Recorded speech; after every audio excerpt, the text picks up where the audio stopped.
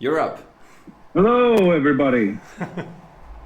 Welcome to today's YouTube stream for Lumenradio. I'm joined here in the United States by my colleagues in Sweden, Jens and Joseph. They're nice enough to stay in the office a bit later today so that they have fixtures and products that I don't have here working from home. So I appreciate you all joining us today, and Jens and Joseph for sticking around for a while in order to help me out in this presentation. The point of today's webinar is to discuss not just Lumenradio products, but also wireless DMX in general, and help everyone deal with situations that arise in usage better on set, on stage, in live events, no matter where you happen to use the technology, but to give you the tools to go out there and perform as best you can in difficult environments. So we're going to go through a few things. We're going to start out with just sort of what is CRMX? What is this technology we're talking about? Go over some of the products and how they're used. Look at our RDM software.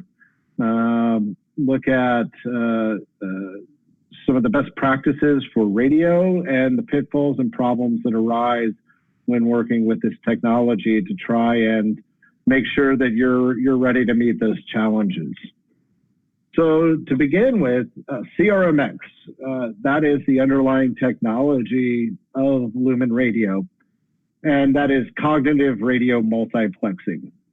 And really what this means is beyond our data stream, what we're doing in real time is monitoring the environments that you're working in, specifically the 2.4 gigahertz spectrum, which is where the majority of wireless DMX is going to be operating, because that is what is in the industrial, scientific, and magic band, which means for you, it is license free. So you don't have to go get a radio license to operate there. You can show up with your equipment and work all around the world. The way that, and really the magic to what Lumenradio's done, and the reason we've become so prevalent in environments like film and broadcasting, is that our modules and CRMX actually monitors the 2.4 gigahertz spectrum at 1,500 times per second. This allows us to identify interference points and avoid them. This also allows us to work around other systems so that we're not just walking over the other wireless products that you may be using in your events, so that we can all play nicely together. And we've decided a long time ago that this was a preferred methodology versus just walking on top of everybody, talking louder, if you will. There are some solutions that choose that path, and what we realize is we all need to be able to work together as best as possible.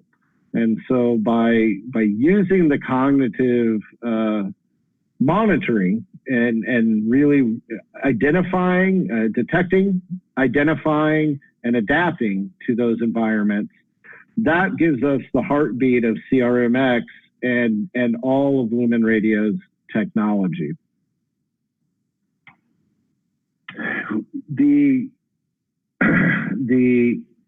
CRMX technology also delivers all of the full DMX specs, 44 frame a second refresh rate, fixed 5 millisecond latency. And why this is important is when you push a button on your console, you need your wireless devices to be able to react in the same manner as your wired devices. Nobody wants to see lights in a rig go off and a performer's costume stay on at the same time, or the same goes in sets. where your car lights stay on when they drive into a tunnel and all your exterior lighting goes on, and then it pops off. The fixed 5 millisecond latency has been at the core of what we can deliver since the very beginning. On top of that, we deliver wireless RDM. So if you're familiar with remote device management, you know this allows you to set parameters in your fixtures beyond our own wireless receivers and transmitters, but to actually do profile configurations for your light fixtures, set dimming curves, set assign DMX channels, fixture profiles, all without having to climb a ladder or go and touch the back of the screen on a device. And by running this wirelessly, we're able to integrate that into your workflow seamlessly, just as if you were working on a wired rig through managed switches or Ethernet. We put into our transmitters, at the end of the day, DMX, but you can get that there through multiple different protocols. Any of our Flex transmitters will use ArtNet, SACN, ETCNet, CleanNet, any of the known protocols that are commonplace in the industry can go in over an Ethernet cable and then come out wirelessly, delivering DMX at the other end to your fixtures and receivers, so that you end up seeing a architecture that looks just like if you had run cables to everything in your rig. And why is this important? Well, because there's a lot of times where you have fixtures that simply cannot have wires running to them. I mentioned costumes. If you do a costume that has LEDs in a spacesuit, well, you can't have a DMX cable trailing behind somebody in order to turn those on and off when the power fails inside their suit. You probably use a wireless dimmer to do that and get the signal there that way. You're shooting a car scene moving down the street, and you're in the vehicle towing the car behind, but you need to simulate the lights coming on and off of street lights. Well, you don't want to drape cables back to the car either. Again, a wireless dimmer, a wireless fixture with radio built into it allows you to put those fixtures in places where you cannot physically get DMX cabling or run them off of a battery where you're not able to hook up to power. So it allows flexibility in the solutions that you need to solve day in and day out. The way we deliver this is through multiple devices that including our basic transmitter boxes, such as this guy. This is a Flex transmitter. You probably recognize them from seeing them around, but transmitter, receiver, antenna, this will broadcast all of your data out or receive your data. You will also find it in devices like our MoonLite device, which is a battery-powered transceiver version, so that you can quickly plug that into any of your fixtures or wandering devices. Or maybe you find a radio card inside a fixture like this Quasar tube or this Astera tube or a wireless dimmer that has the radio card built into it. So there are multiple different solutions of how you're going to end up receiving that data, all built on our radio card solutions. As Joseph was just showing you, you have your TMOs or TMO2 cards that can be built directly into a fixture, and that's going to receive your signal. And then your transmitter boxes come in many different forms from us for whatever circumstance you might be using them in. Right now, I'm going to switch over to Joseph so that he can talk a bit about the MoonLite device. He's set up there with the MoonLite and the app control in a way that I don't really have here in my home studio. Thank you, Sean. So yes, we got the MoonLite here, our latest device that we launched last year. Looks like this. It features a battery-powered device with USB connectors for charging. We have XLR connectors to hook it up straight to a fixture. We have a one-button interface where you can link and unlink and do some basic operations. And this device then features both our wireless DMX and Bluetooth in the same device. So you can actually use both Bluetooth and wireless DMX. This comes in handy in a lot of places. You can use it to replace a cable simply, or to use with any of our other devices, both transmitters and receivers. So quite a versatile tool to use in a lot of different use cases. And we're going to show a bit about how you actually use this. Of course, you can use the one-button interface to do the most basic operations, but we also have an app to control it. Since it's Bluetooth powered, you can use an app such as an iPad to actually use the device. So we have developed our own app called CRMX Toolbox, which is used to configure the device, to link, do the unlinking, and do some settings. I'm going to quickly show you what it looks like. This is our CRMX Toolbox app, and we can find the devices nearby. We have a few MoonLites lying around here in the office. So, for example, we have one called MoonLite Entrance, which is, which one is it? So it's to identify a device. You can actually click Identify, and it should start blinking right over there. Yeah, you can hardly see it, but the device is blinking, and to identify which one I'm actually using. So I want to use that MoonLite and connect to it. In here, I can see all the settings, I can see what firmware is running, I can also do firmware updates and so on. No, yeah, here we go. So this is what this current settings it features. And in here we can do the linking, unlinking. We can decide if it's going to be a transmitter or a receiver unit for wireless DMX. We can use the DMX last hold option to hold the last scene DMX frame. So if you set a scene with, for example, the iPad, you can leave this option on, and it will store the last frames received and will continuously output those to the fixtures, so you don't lose the DMX stream even though you don't actually have an input to the MoonLite. You can set the output power, you can change the universe colors if you have several universes, and you can also set a pin code, which is something we really recommend if you're going to use it in a live environment. This is a Bluetooth enabled device. You don't want people to just connect to it and use it, so if you're going to use it live, set a pin code so that no one can actually take over control from you. So as you see here, this Toolbox app is only meant for configuration. You don't do any light settings here. You don't do that because we provide this as a configuration tool only. So when you're finished with doing the settings of the MoonLite, we disconnect it and we use some other app to actually control the light. Right now there are 3 apps available: Luminaire, Blackout Lighting Console, and Stage Light that supports Luminaire inside the app. So we're going to use Luminaire today. It looks like this. This is actually the basic settings here at the office, and it's quite simple to just get Bluetooth connected here. So we go to the settings, Bluetooth, and it lists all the available devices in range. So right now we got the same 3 MoonLites here. We're going to take the MoonLite that's usually in our entrance here, and it's connected. That's all we really have to do to get Luminaire to stream DMX data to the MoonLite. So right now we should be able to just turn the lights off here, or just set a nice little stage setting.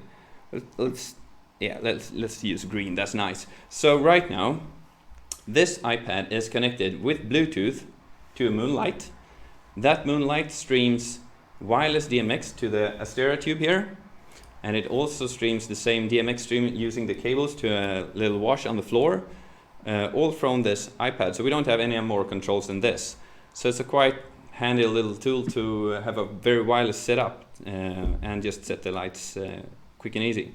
And this can be done with several different apps as well. So yeah, that's how easy it is to just use the Bluetooth connectivity of the MoonLite. Hold so, on. Yeah. Hey guys. Yeah. Saying our broadcast went dead. Nope. Okay, never mind. It looks like we may have one person with problems. Ah, Go on. go on. Yeah, thank you. Carry on.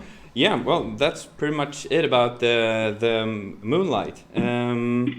Anything you'd like to add, Sean, that we missed?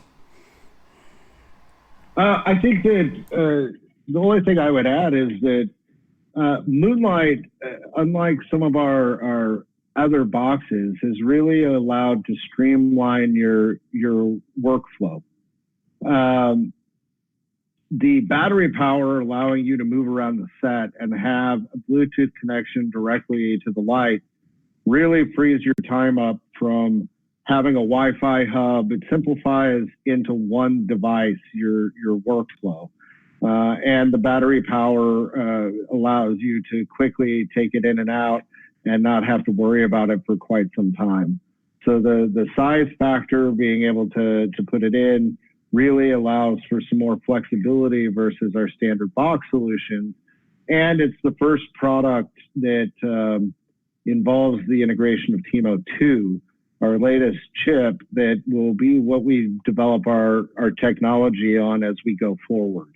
So any new features that come out and product development will be in that TMO2 platform, which we now see coming in some devices from companies like Quasar and Ratpack and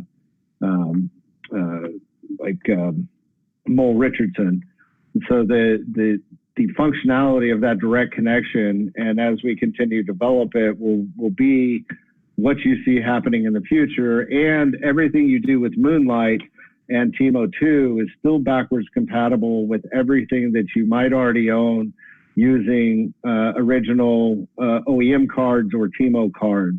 So you don't have to buy new equipment just to use the latest technology.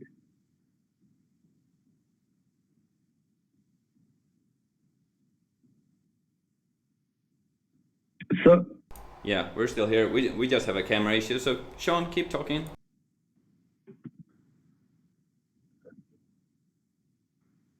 And the battery, for how long the batteries could be running, or we didn't mention that, did we? No.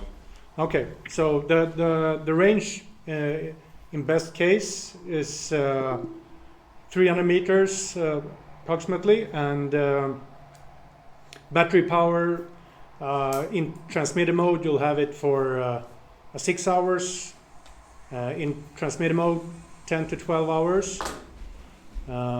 Yeah, so that's what so yeah, sorry. to match race the video, to answer your question there, there's two different functionalities of Bluetooth in the MoonLite. One would be for configuration. The second one is for actually sending control from Luminaire. But what you're actually doing is you're not sending Luminaire out in the world from to each individual device.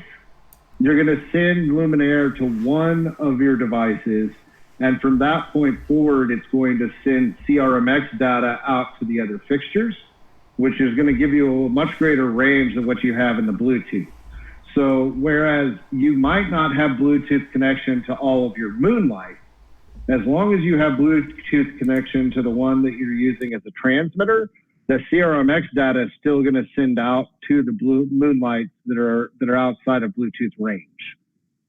I hope that answers your question. And if it's for configuration, then yes, you would simply need to move closer to the MoonLite to change the settings on it. But as far as sending the DMX data, you're going to have a greater range of DMX coverage than you are going to have in the Bluetooth coverage. Yeah. Yeah. Okay. Yeah. Sorry. So yeah, we had some technical difficulties. Yeah. The camera died. So yeah, we're gonna use this camera instead. Sorry. Yeah. As Sean mentioned as well, the TMO2 module, it's something that we offer to many manufacturers that are willing to integrate the technology right into the fixture. So this is the TMO2 module we have right here. Quite small piece of technology, and This allows customers to integrate and get wireless DMX straight out of the box. Quite a lot of different manufacturers use this, both in stage and in lighting. And as Sean mentioned, it's the platform for all our development, everything that we're trying to develop and everything new, all the new features we always put into the TMO2 platform. So it's a platform we're going to use for many years. Right now there are about 200 different manufacturers that have integrated the CRMX technology into their fixtures, and we also have it in other versions, even as a tiny chip.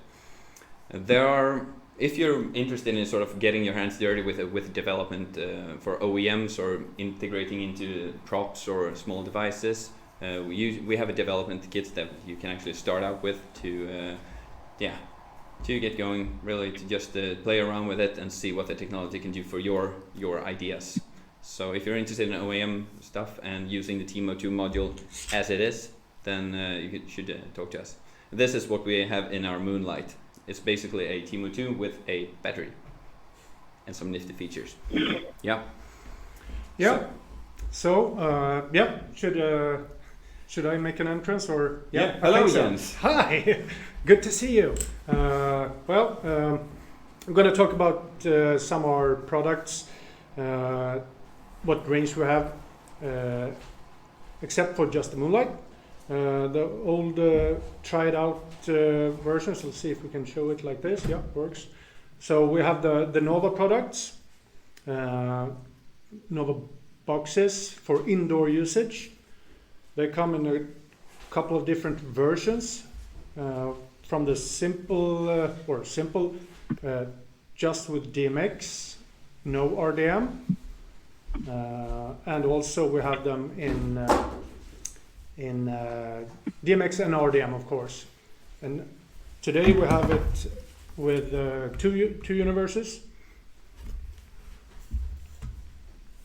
We also have the outdoor units, IP rated for fixed installations. So if you're doing a amusement park or something like that, it might come in handy. So this one is IP67. Vandal-proof. Vandal-proof. We don't need the vandal-proof in Sweden, so we use this because we're so nice and kind. Duh. No, so the outdoor is IP67, vandal-proof, the same display, one button usage, operation. Also comes with DMX and RDM. The slim version is a little bit smaller, also made for fixed installations. Also comes with a dolly, which is not that common in the US. More common here in Europe. And I'll point out to our U.S. customers watching that the slim device isn't available in the U.S. because it doesn't meet UL listing. Yeah, I forgot about that. Thank you, Sean. But to our European customers, it's a great solution. Yeah. I will also point out that the outdoor box can work as a repeater for large-scale installations where you need to go along a further distance. It's not just a transmitter and receiver. Bye-bye. What am I doing here, Sean? Are you reading my manuscript or what? Oh yeah, so that's true. The indoor version, that is called FX, is a flex unit. The TX is a transmitter. The RX is the receiver.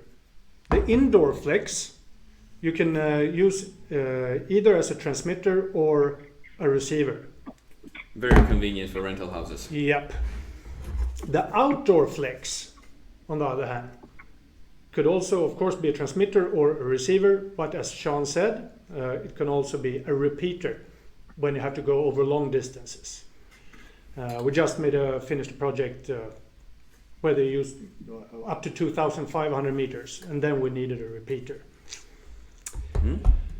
Yep, let's see, I'm looking at the script to see if I'm forgetting anything. Yeah, they of course are all compatible or used by all common protocols, as Sean mentioned in the beginning, with ArtNet, SICN, ETC, and and so on. Power over Ethernet, for example. Yeah. Okay. So that's some just the products and the different types. How do you use them? How do we use them? Should we go into that? Yeah, we can pop into Supernova. Yeah, I think so. Link and unlink. Yeah, probably not gonna see. We're probably just gonna see Sean here, but yeah. Who crashed Supernova? Okay, can we restart? Here we go. Here we go. There it is. You have an infinite loop of supernovas. Yeah, that's lovely. Doesn't everyone want that? Here we go. So should we show it on this one, or you probably won't be able to. No. No. No, just to show you how simple it is to link and unlink. No camera, of course. Sean's gonna show you. Yeah, can you show the one button operation, Sean? Since we're lacking one camera, just to show here you. I'm going to use my TX2. Perfect. And so in this situation, I would be pairing Universe 1. So I push the button, you see it start to flash there, and that is enabling the link process to any devices that are unpaired in my apartment, which is nothing. So a comment there, it wouldn't take more than 10 seconds before all unlinked receivers would be linked. Yes. Within hearing range. And to unlink, Sean, you can just mention that. Yep, so I can do that as well. So here again, I'm in Universe 1, and by holding down for 1, 2, 3, 4, 5. 3 seconds. And it should be unlinked, or did I accidentally push the link button? Yeah. But so to link, you just push the green button once on the transmitter. Yes. To Correct. unlink all receivers, you hold the button in. You push the button on the transmitter for 3 seconds. 1, 2, 3. And now it should be unlinking everything. Yeah, and if you just want to unlink one receiver, for example, you just push the green button on the receiver for 3 seconds, and then it will be unlinked. Yeah.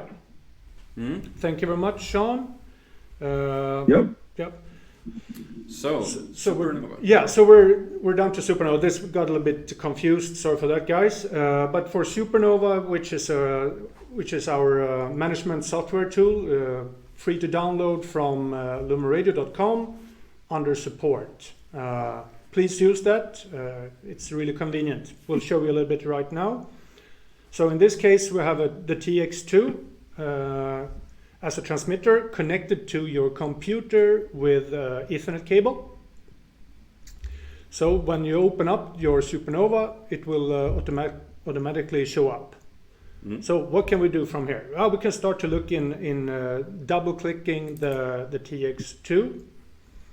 And in here you can then see the name of it. You can device. You can name it under device label. You see the software version. And you can also see if there's been any power cycles. And that's something I forgot to say before. If you have a power cycle and the units will link immediately when the power is up again. So you don't need to do any linking. And then you have output power. And you guys in the US should be happy, I think, or you can go for high.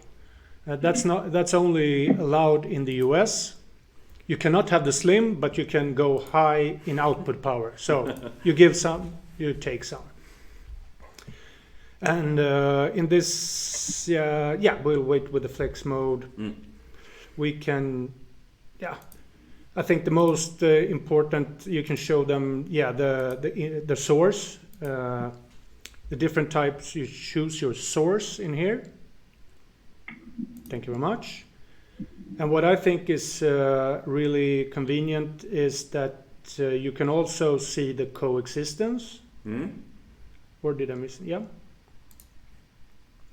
This is actually the 2.4 gigahertz spectrum working in our office at this moment. Joseph will come back to that later. So, we want to find out all the linked RX or fixtures around. So we do a discovery, a full discovery. We will hopefully see some units popping up on the screen.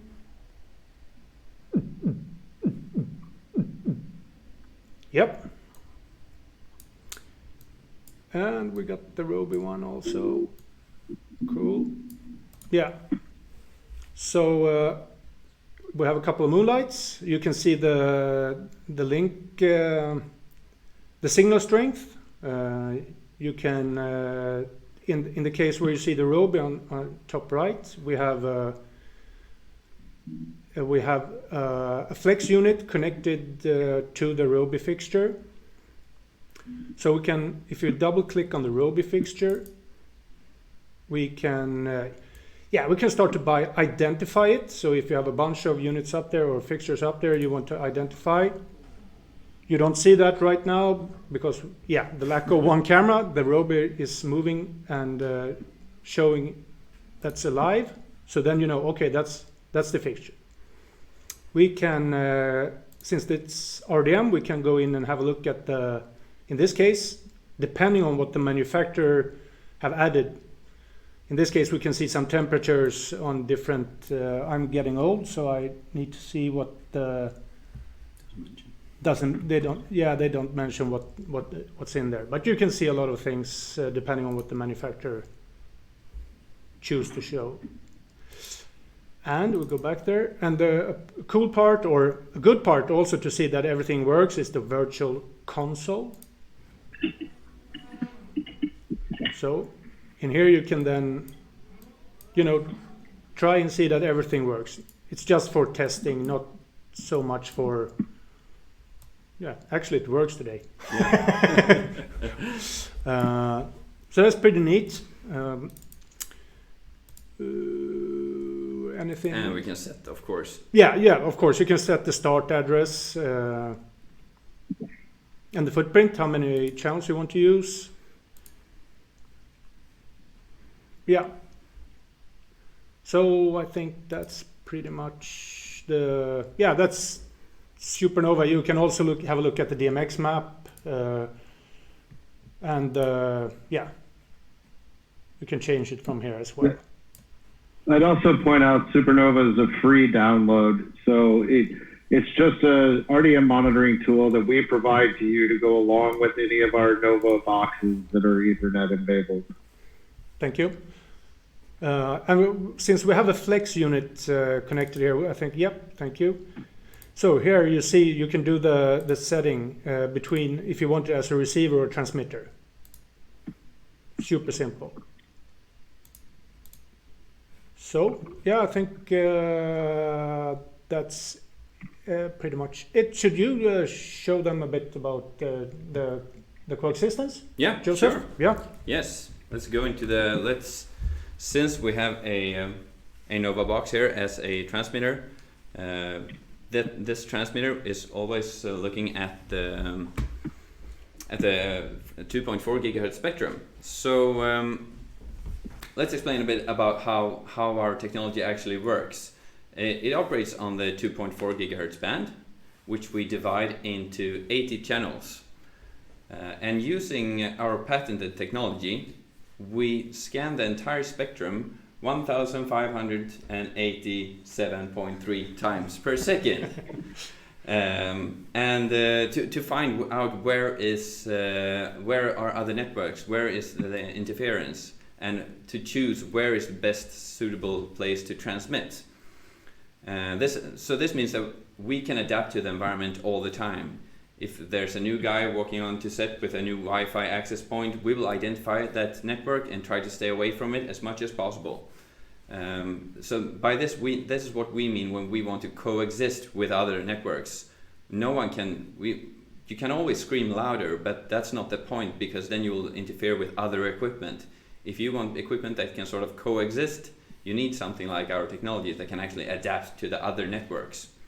Yeah, and if I can just have I mean, there's frequency hopping spread spectrums out there, but they're just hopping all over the spectrum without listening. Without listening, taking the other networks in consideration. So your mic guy could come up and say, "Hey, you're interrupting," or you're trashing the Wi-Fi for the director assistant or something. But we're avoiding them. Yeah. Identify, adapt, and identify and adapt. Yeah. And this can be seen. Detect, identify, adapt. Detect, identify, adapt. Yeah. Nice. I lost it. Yeah. So, and this can be visualized how it works within Supernova. This is a great tool if you want to get your mic guy to stay away from you, because you can actually see the live spectrum here and where the CRMX operates. So this is a live screen of the 2.4 gigahertz spectrum at the Lumenradio office.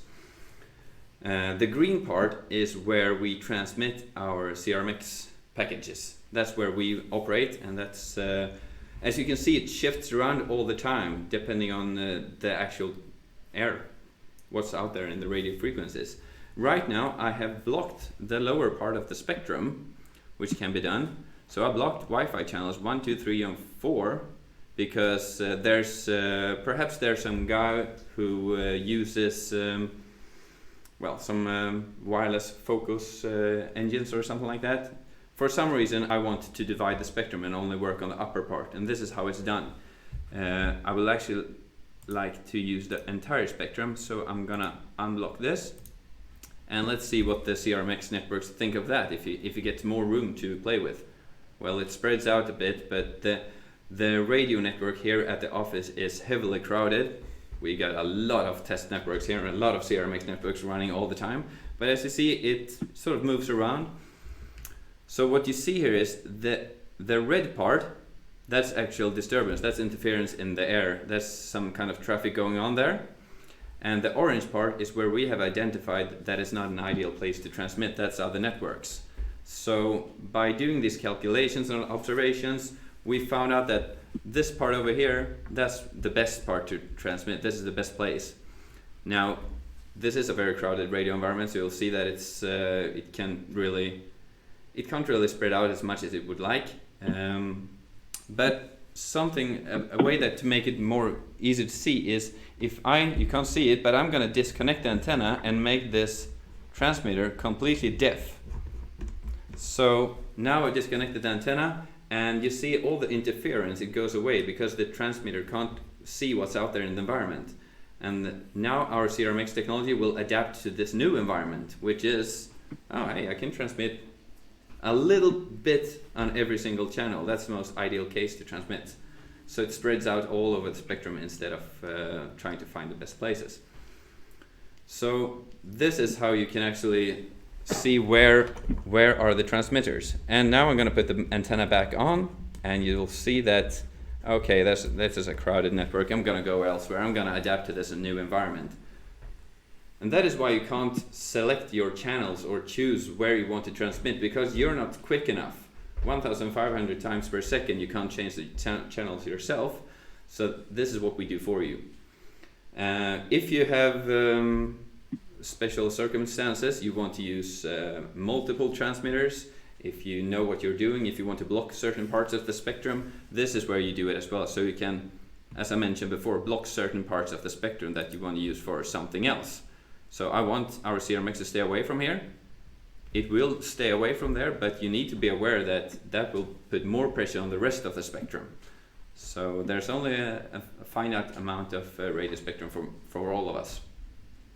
You can also use spectrum division if you want to run several universes close together, or stuff like that.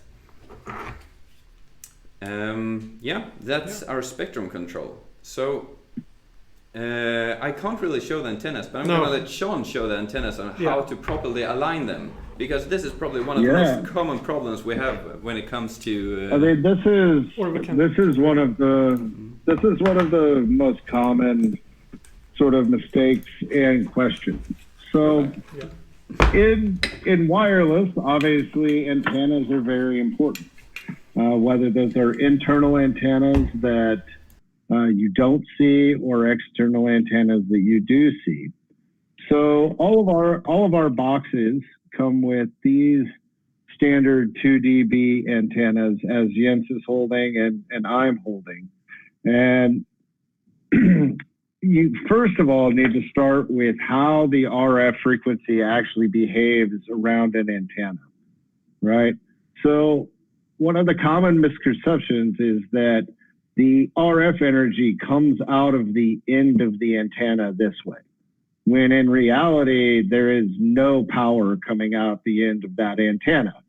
So when you look at a setup and you say, I'm shooting down in that direction, the worst thing you can do is to take your antenna and point it that way, because you're not getting any power delivered that way. Well, the most important thing to realize is that what we call the pumpkin is the RF signal that exists around an omnidirectional antenna, which this is. And so you have to imagine a pumpkin coming around this antenna in 360 degrees, but nothing out the top or the bottom. That's going to be your highest power radiation out the side of the antenna. So now as we're broadcasting to a second antenna, you want that antenna to be aligned in the same direction. So the two most powerful points of that pumpkin are connecting with each other. And as Jens is saying, it could be this way, it could be this way, it could be this way, as long as that plane is correctly aligned. As soon as you do this, whether it's directly like this or like this, you're cutting down the gain significantly in your antennas, and you're going to have very poor performance. And so the first thing you want to check if you're in an environment and you don't see the performance you would expect is to make sure that those antennas are in their correct alignment. And that, somebody could have walked by and bumped one or thought they knew what they were doing and pointing at something else, but they didn't. Now, in a 2 dB antenna, the lower frequency antennas, that pumpkin shape is going to be more round. And so you're going to have more of a complete pumpkin, but just for demo purposes, you might see that pumpkin come out to here, right? As we go up in gain on antenna from 2 dB to a 5 dB, 9 dB, that pumpkin elongates more into a watermelon, where you're not going to get as high a signal up here as you would, but you're going to get more signal further out. And so it's important to know what kind of antennas you're using to deliver the best performance. Higher gain, and then the higher gain, the more important of alignment, or the higher gain. You can have a directional antenna, sorry, Sean, a 12 dBi antenna, which has a 65 by 34 angle. When you're going, then you really have to align them even more properly, so to speak. And there's a second side to that in your antenna selection, that you have to remember the higher gain antenna and the more dBs you put out in the world may be pushing the restrictions of CE or FCC limitations, right? So a 12 dB antenna on a transmitter broadcasting at 300 milliwatts is going to be higher than what the standard is. You want your directional antennas on the receiving end with your omnidirectional on the transmitter, so that you can direct the receiving end back to an omnidirectional signal, delivering that kind of gain, because it doesn't affect it as much. It doesn't affect it when you put that high gain antenna on the receiver. You're only changing that equation of broadcast power when you have it on your transmitter. And the narrower, the higher you go, the narrower that signal becomes. So you got to think about the same thing like when you're putting different lenses on a source 4. Your beam's going to get narrower and narrower and narrower, and your actor's going to have to be making sure they hit their light more closely than if you have a 30 degree on there, right? Or a 60 degree. Like, it's the same thing in the Fresnel effect as in light. And it's also important to remember that radio works in the same ISO, the inverse square law, as light does. So half the distance creates 4 times the signal strength. So the best thing you can do to get better signal is move your transmitter closer to the receivers. That's of great importance. And to make sure that you're getting the correct receivers or the correct antennas to go with the kind of device that you're using. And you can see here on my receiver box, I've basically lost my signal when I took the antenna off. And as soon as I put that back on there, I'm going to get my signal to bump back up. I also have to put my antenna on my transmitter. So now, as soon as I put those antennas back on, my signal comes right back. So the antenna functionality is of great importance to making sure you're operating properly in whatever environment you happen to be in. And about that environment. Yeah. Of course, you need to if you have an audience, place the antennas high above them because people are high above. We're like 60% water or something like that, and that's not good. So first of all, line of sight, alignment of the antennas, know what's around you. People, as said, is no good. So place the antennas high above us. Concrete, stay away from it if possible. So you need to know the attenuation principles of different materials. Yeah. You know, wood is going to attenuate your signal somewhere between 60 and 80%. Metal is going to attenuate 90 to 100%. Concrete is going to be 97 to 100%. So you need to know those. Glass can be a natural attenuator, and especially modern glass today that is filmed with UV layers in between it, which is actually can be both good and bad. You could be shooting on the street and not having much interference from Wi-Fi in an office building. But if you're outside on the street with your lighting console trying to control lights on the inside of the building, your signal may be reduced significantly. Enemy. Yeah, thank you very much, Sean. Think where are we at in that? I think we're at the common pitfalls. We're at the pitfalls, yeah. Yeah. So we're talk to our field application engineers to listen what problems come in through our support portal, which is a good place. If Sean is not answering, you should just place a ticket in our support portal. And the guys there will answer. Otherwise, if you're in a hurry, of course, call us. No problem. So the first we could say about MoonLite is that you could, with the one operation button, you could disable Bluetooth. So you will not have any connection between you. You will not find it, and you will not be able to control your lights. So have a look at if you need to have a blue flash on the mode button. If you don't have that, you have disabled Bluetooth. Check your manual. Check your manual. That's the easiest way. So that is, of course, with this, as you don't see the antenna, how it's aligned, try to figure out, okay, have one friend of yours on the other side and try to align them, you will see I had switched this off. I will turn it on again. But you have on the MoonLite, you have link strength showing here. Yeah, you have link strength up here, so you can see, okay, if we do like this, it's get better. If I do like so, it get worse. Also a thing to have in consideration, of course. Another thing is when you're connecting your, as Joseph showed you with the MoonLite and the app,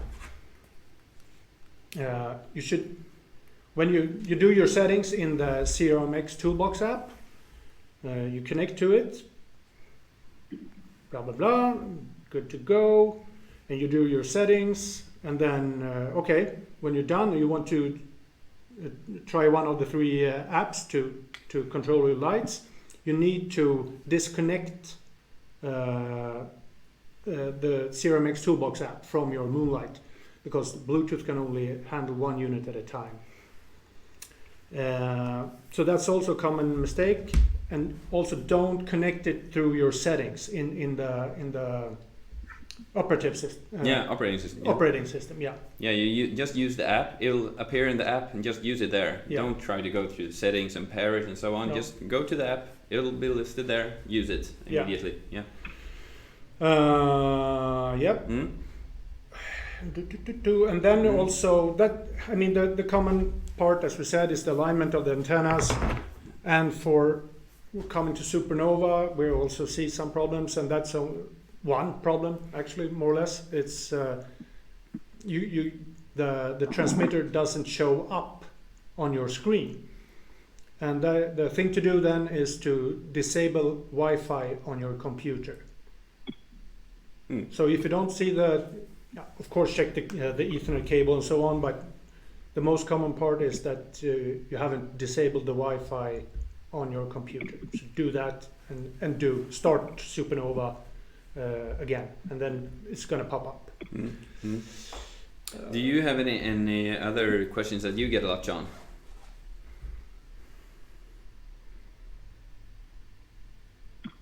No, I would say that a couple things to remember is to just make sure your antennas are actually screwed on correctly, like tightened down. Make sure that you've actually linked your devices and unlink them from one job to another, especially for those of you in the film industry. Getting rental equipment in, there may be times where equipment shows up and it was linked on a different job, and therefore you wonder why it won't link, and you need to unlink that device before you can link it again. Good call. Yeah. Sean, can you see if we have any questions on YouTube?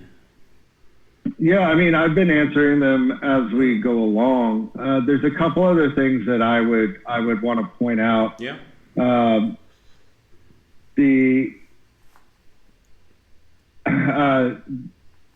Just in general, one of the things about Lumenradio in particular, which I think is a huge benefit, is simply, like Jens mentioned earlier, that the 200 OEM manufacturers that already work with Lumenradio technology. This means that once you learn one technology, it doesn't matter whether you're getting an RE Sky panel, or you're getting a Quasar a tube, or you're getting Kino Flow Celeb. Like, all of those devices are going to operate in the same manner for pairing, unpairing, for being able to control them wirelessly. And the world that opens up to you in that scenario and opens up the options for what you're able to do while things move around set and in environments where you can't do that physical connection is quite an advantage. And now, if you're at the manufacturer level, having that network of other devices out there in the world that you can rely on that play well in the same ecosystem is of great importance versus coming in with a wireless DMX system and then having to run multiple boxes in order to get the same data that you could have sent directly to a fixture that has an integrated chip in it. One of the questions here that I see is when will the mesh be launched? I wish I had a date for that to give you. I can tell you this much, that the DMX mesh is something that's in our platform for development, and we're continuing to work on that. Mesh technology isn't as straightforward as you might think it is. There are a lot of downfalls that have caused a lot of very, very large companies to abandon development on it, and we're dedicated to this development and working with our base underlying technologies that Lumenradio excels at to make sure that we can deliver a robust solution that can perform in the kind of environments that you expect them to perform. And it's important to understand that mesh may not be the right answer for every application. You know, mesh technology on the side of a building when you need to change the colors for Breast Cancer Awareness Month or, you know, St. Patrick's Day or whatever may be a perfect solution. For running dynamic effects on set, mesh may not be the right solution. For a static lighting environment where all you're doing is changing color temperature every now and then, may work perfectly. So we sort of have to get further down the development line. It's just knowing that development process is going to be happening on the TIMO2 platform. And as more manufacturers update or move to TIMO2 over the TIMO and OEM cards, they're going to be positioned into adapting that technology as we develop it. And then any product that you were to build now that has a TIMO2 in it, once we have that technology completed, you'll be able to simply do a firmware upgrade and initiate that kind of that feature. It's one of the big advantages to the TIMO2 platform versus TIMO is that I can update it directly from my phone, whether that's in your fixture or whether it's in our MoonLite device. We'll be able to do that firmware update directly through an app and give you the latest and greatest features. And you know, those aren't ever going to be at a charge to the end user. We create features, we create patches, we create, we find problems and improve development, and we make sure that we can deliver those to the customer that's invested in our technology, because we understand that this commitment goes beyond the purchase of a box. You know, you've trusted us to do some major projects, and we want to be there to support you, not just today, but tomorrow and on down the road. Cool. We're just gonna leave it, Sean. You'll stay there. Sorry, I'm reading comments here. The firmware upgrade on the OEM boards. So the original OEM boards with the larger radio modules, our first generation, they use a USB updater cable that can plug into your 5-pin XLR. There's no reason that you should have to remove that radio card from the fixture before updating it. It would be more a matter of how the fixture manufacturer has implemented the updating process in their fixture. But the USB updating cable that Joseph just showed you should allow for those updates. And then, as I pointed out, in the newer modules, in the TIMO2 modules, you'll actually do that firmware update directly from an app.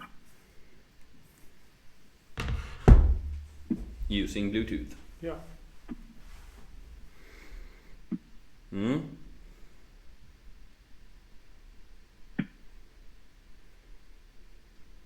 So if anybody else, I haven't seen any other questions roll in here into the chat. If anyone has additional questions, I believe our contact information is in some of the comments here, or you can find it online. Reach out to us ask those questions. You know, we're always here to help, and we're always trying to improve our products to make sure that they meet the needs of what our customers are actually doing on site. And I can tell you, you know, my background is in production, from being a props master to working in theater to working around sets.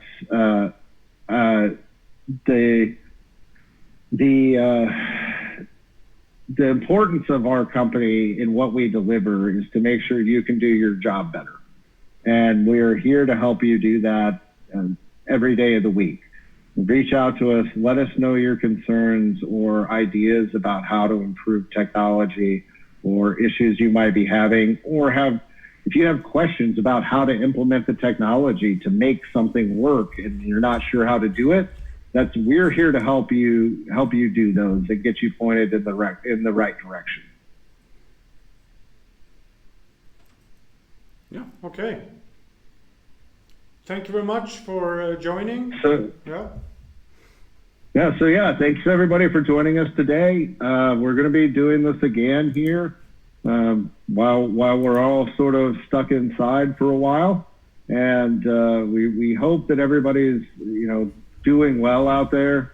We know this is a very difficult time in our industry, and one more question. To answer your question, any Lumenradio product can receive signal from a WDMX product up to G4. Yes. We cannot transmit to them at this point, but we can listen to those. So if you have a WDMX box, you can transmit that out to, Lumenradio enabled quasar tubes, or it's G4 is the last version that we're compatible with as a transmitter.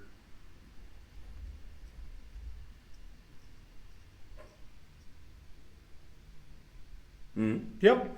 But anyways, like I said, if you have any questions, please reach out to us. I hope you're all staying safe in this tough time for our industry, and I hope we're all back to work and doing this in person soon versus just over the internet.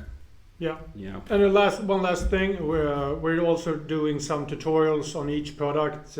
Michael Carlson, who's in charge of that, so you will see how to work your MoonLite, the Novas, the outdoor boxes, Supernova, and so on. That will be on. There will be more. Yeah, there will be more. Yeah. I gotta catch the train. See ya. All right. Thanks, guys. Have a good day. Thank you very much for watching. Take care out there. Bye.